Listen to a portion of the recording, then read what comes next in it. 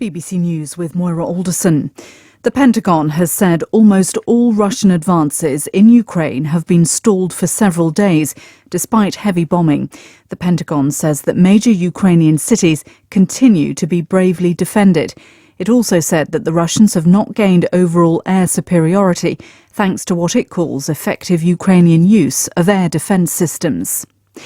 A large civilian convoy has left the besieged Ukrainian city of Mariupol following a number of failed attempts to set up humanitarian corridors for formal evacuations.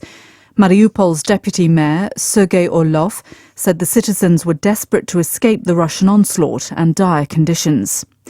An anti-war protester has disrupted the evening news on one of Russia's main TV channels.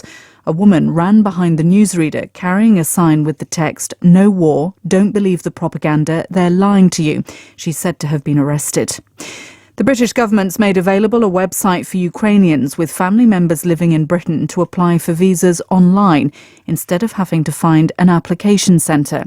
A second visa scheme for Ukrainians without family in Britain, which involves British citizens offering to house those fleeing the war, has attracted thousands of potential hosts.